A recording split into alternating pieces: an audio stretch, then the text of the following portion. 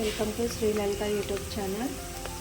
ఈరోజు వచ్చేసి ఆలుగడ్డ ఉడకబెట్టే కర్రీ చేస్తున్నానండి. ఒక ఉల్లిగడ్డ ఒకటి కట్ చేసుకున్నాను, ఒక 4 పచ్చిమిర్చి. ఆల్రెడీ గిన్నె పెట్టేసి నూనె వేసి ఉల్లిగడ్డ, పచ్చిమిర్చి, తాలింపు గింజలు, వెల్లిపాయ, జీలకర్ర యాడ్ చేశానండి. 1 కేజీ ఆలుగడ్డలు ఉడకబెట్టి కట్ చేసుకున్నానండి. ఇవన్నీ ఆలుగడ్డ ముక్కలు ఇలా కట్ చేసుకున్నాను.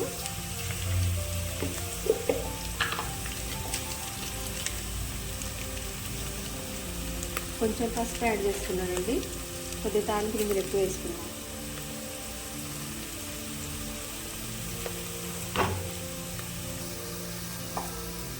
ఆలుగడ్డ ముక్కలు వేసుకున్నానండి.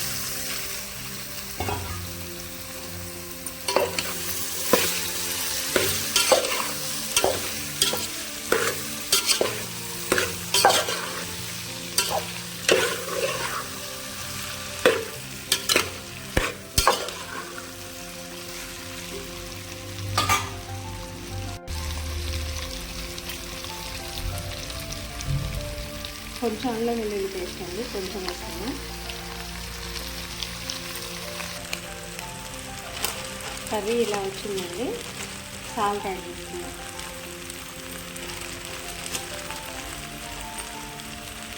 దీనికి కాంబినేషన్గా టమాటా రసం పెట్టానండి. ఆల్రెడీ వీడియో పెట్టా కాబట్టి మళ్ళీ నేను కుకింగ్ వీడియో తీయలేదు.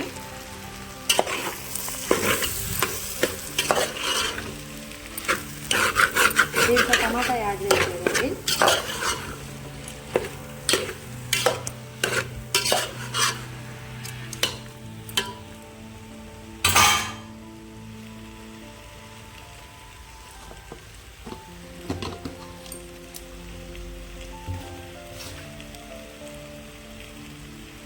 కొంచెం కారం,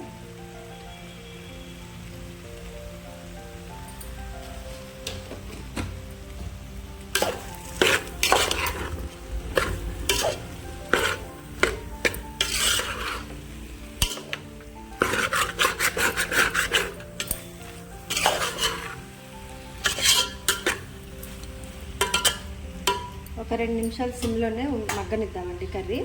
ఆలుగడ్డలు ఉడకబెట్టాం కాబట్టి ఎక్కువ టైం పట్టదనమాట. ఆల్రెడీ 75% ఉడికాయి. ఓన్లీ మనం ముక్కలకి ఉప్పు, కారం, గరం మసాలా పట్టడం వరకే మనం ఉడకనిద్దామండి. టేస్టీ ఆలుగడ్డ కర్రీ రెడీ అండి. దీంట్లో టమాటా యాడ్ చేయలేదండి, ఎందుకంటే పక్కన కాంబినేషన్గా టమాటా రసం పెట్టాను. ఆల్రెడీ ఆ వీడియో అప్లోడ్ చేశా కాబట్టి మళ్ళీ వీడియో తీయలేదండి, బోర్గా ఫీల్ అవుతారని. 1 కేజీ ఆలుగడ్డ ఇంత కర్రీ అయిందండి.